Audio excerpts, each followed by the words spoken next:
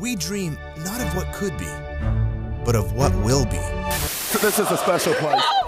ESPN's College Game Day is now part of UD basketball. NCAA canceling March Madness this COVID-19 cases surging. Daily case count is on a steady incline. The number of cases, the number of days. Today with a heavy heart. It is inconceivable that it would be safe to gather 11,000 students on the UD campus anytime through early May. A national emergency. Characterized as a pandemic. 2020 started off like any other year, with new resolutions, fresh starts, and hopeful visions. For the University of Dayton, 2020 was going to be a year for the books. Both the men's and women's basketball teams were making historic runs during the season. Dayton fans could barely hold their excitement for the future of the teams. We flew to Brooklyn. The news started to rise, and the whole world was like, what is going on? And the next day, boom, the year was done. That's how that chapter ended. Quickly, everything we knew about a normal reality turned upside down. Uncertainty became the new normal, as every day raised questions of what the future would hold. How is the university going to expect everyone to go home right away? It was so sudden. For a university to tell 8,000 students to go home by tomorrow, it doesn't really make any sense. I feel like at first I was like, this isn't as serious as everyone's making it seem. My mindset changed dramatically from, I want to say, the first or second week of March to late March. It changed dramatically. And I think when President Spina sent out that email to send everyone home, we were kind of getting an idea of how serious things were beginning to get. The fact that I am home right now and we don't know when we're coming back. At that point on, it was just nobody knew what was going on. While uncertainty was the initial feeling, a wave of shock set in for students and faculty. I didn't really know what to do. I didn't know to feel scared or sad. I didn't know how to feel. I had a lot of, anxiety, I guess, built up because I didn't really know what my future held. Hearing about the whole country starting to shut down and the world too, I was starting to freak out. That does not seem temporary. As it was clear that the pandemic was just beginning, the world began to shut down as cases increased daily. It was still unknown just how severely the virus would impact hospitals, local businesses, and higher education. And so I came in the next day and everything was shut and locked and negative pressured. And I was kind of like, well, this is not going to be fun. With COVID-19 on the rise in the United States, the healthcare system was being overwhelmed. Doctors and nurses began working long hours in grave hospital settings.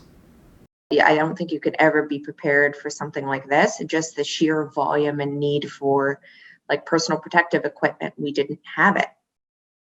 I can remember rounding in the ICU one day, and then overnight, they tried to convert every room to negative pressure. And so they were basically using duct tape and construction materials with some fans to make rooms negative pressure. Medical staff was reaching a breaking point.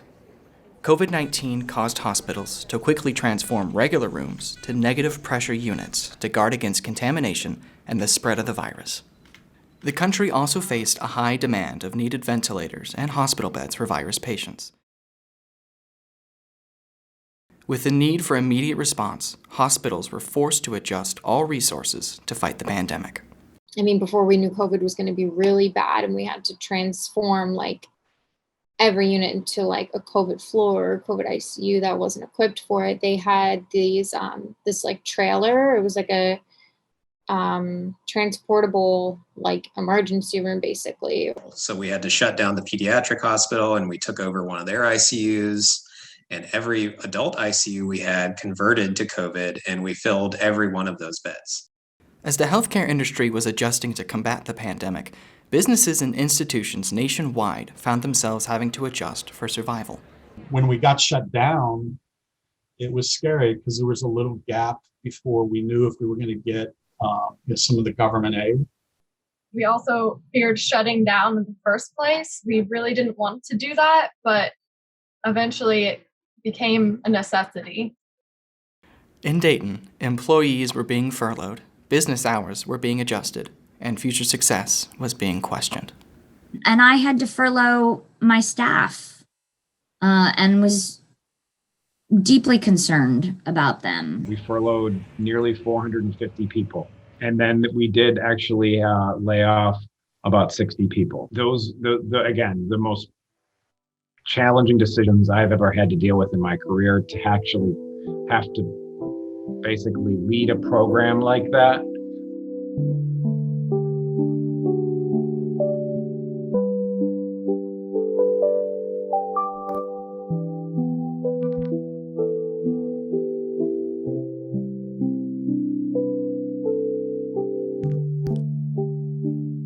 The biggest fear is obviously everyone's health. We don't want to put anybody at risk, our employees or our patrons. Our biggest fear was just pushing back a lot of the deliveries and telling our vendors that, you know, we couldn't take delivery of parts.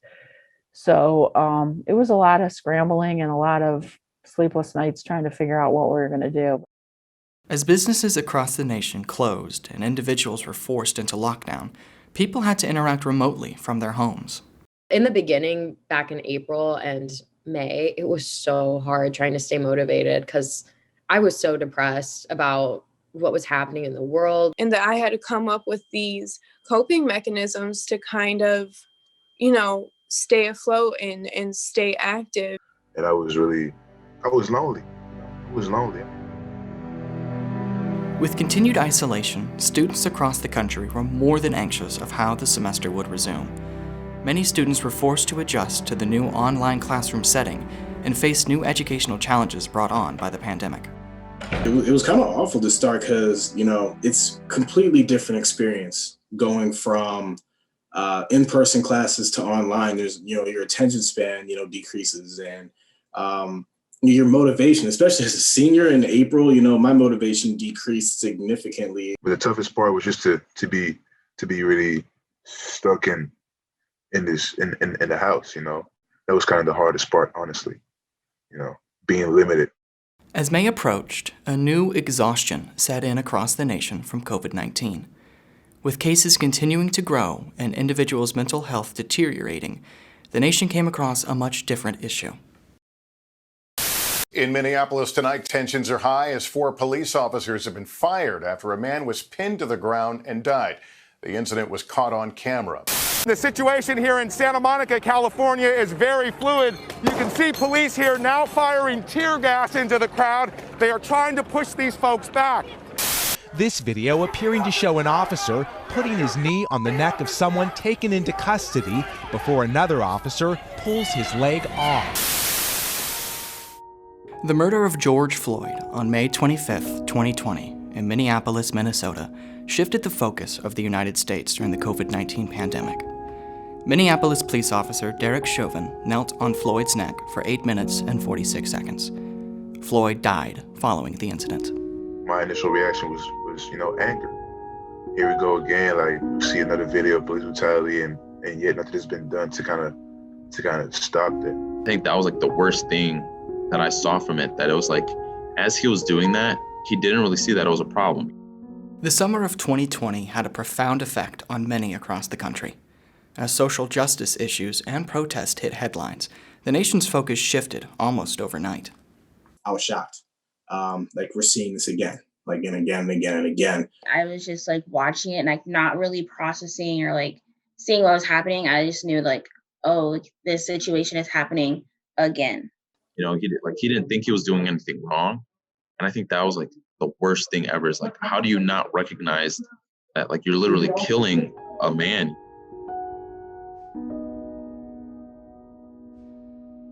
The country's cry for social justice and change echoed from city to city. Despite the spread of COVID-19 still being a concern, protesters across the nation gathered in support of the Black Lives Matter movement. For institutions such as the University of Dayton, it led to reflection as to what the institution is and where it is going in the future. It means that we have to rethink everything we do in the university. The work around diversity, equity, and inclusion permeates every aspect of institutional life. The work around being anti-racist, anti-sexist, anti-homophobic, every aspect of the institution is affected by this. We worked on a plan for the university to become an anti-racist university. It was probably a long time overdue, but that really was a catalyzing moment for a lot of us. Despite the increased focus on diversity efforts at the University of Dayton, some are unsure if real change will happen. I think that the university should stop claiming it to be as diverse as it is. You just don't know who to trust at some points in your experience at predominantly white institutions. So I think it's good for them to say that, but it doesn't really mean anything until there's actions followed by it. While Americans were optimistic about the end of COVID, the discussion about race in our country may just be starting, leaving institutions to grapple with where to go next. Our community and the values that we bring, we talk a lot about community and we talk about being an institution for the common good, but we really are a community with all the challenges that we have in terms of social inequity. As communities attempted to rally behind the call for social justice and support one another amid a surging pandemic, exhaustion and fatigue from the uncertain times continue to rise. Starting this week, it's move-in day at dozens of college campuses nationwide. About 8,000 students are expected to return to UD's campus this month.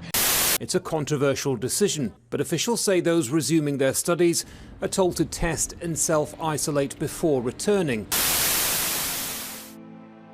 As summer neared its end, many individuals were uncertain about the fall. With schools around the country planning to return, the University of Dayton was among hundreds of institutions that brought students back to campus. Excited to return, many college students were willing to take the risk. I was so scared that school wasn't going to start up in the fall and I wasn't going to be able to go to college. You get this overwhelming feeling. And I remember a couple of the moms texting me saying, well, I'm not sure if I should send them. And, I said, well, that's your decision. I totally understand. But it was good to have people back though. It was good to see people walk around, just see people. Despite a large planning effort to keep the university's community safe, when students arrived on campus, there was an immediate spike in COVID-19 cases. That's 1,191 new cases in 2 weeks. We are seeing, of course, some of this is being driven by what's going on at the University of Dayton. When we moved in, I tested positive for COVID, and I had to go into isolation, and that was really scary. Honestly, it was just scary because I knew nothing about the virus, so I didn't know how it was going to impact me. And I lost my taste and my smell. That's how I knew immediately that I had it. With many students contracting COVID, UD faculty and family members watched with concern as the number of cases grew across campus. I think seeing those numbers go up quickly was really worrisome because you worry about that not only student numbers, but that affects the whole Dayton community. They were rightfully concerned because before the spike that occurred community-wide, later into the, late fall and early winter, we were sticking out like a sore thumb within Montgomery County. Yeah, every day I looked at that dashboard to see how many cases there were. With COVID-19 and social activism reaching their boiling points, the effects were weighing on many. Until you have watched someone die while holding up a phone with their loved one crying uncontrollably on the other side and nothing you can do to stop it, I don't think you can say that it's just a virus or that we should just live our lives and what happens, happens. In September, UD lost 2 members of its student body due to tragic accidents. As the community was in mourning, a month later, a student passed away due to complications from COVID-19. The deaths impacted people to kind of band together in some senses. There were so many sheet signs that went around. You couldn't go on a different street without seeing the sheet sign in support. One of my aunts spoke and she had gotten COVID from the funeral, passed away 3 or 4 days later in the hospital, and her husband passed away a day after she did. As individuals continued to battle through COVID-19, frustrations continued to rise around the country toward the needed change in police brutality against African Americans, whose rights have been violated for decades. Police violence toward unarmed Black and brown people is not a new phenomenon, sadly. I think there was an increase in that.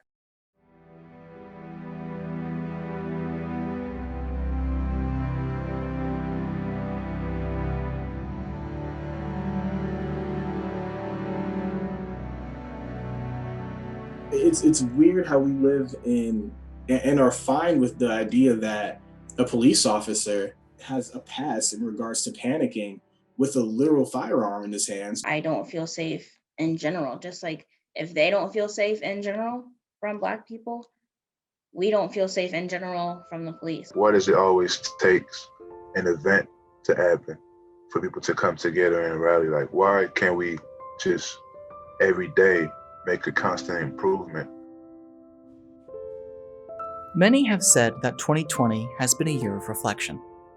Through the multitude of hardships that have taken a massive toll on the community, people continued to push on and strive for better days ahead.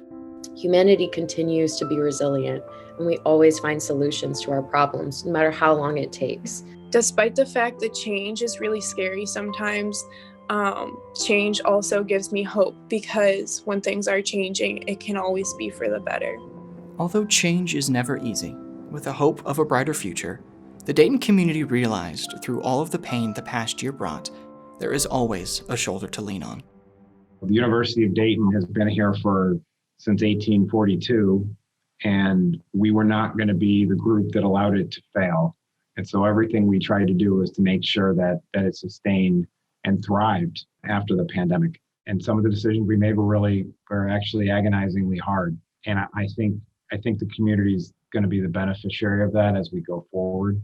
But that's not to say it wasn't without a lot of pain along the way. Like, even though there was pain and there was sadness, and it was a lot of lots of growing pains. The community is going to come back.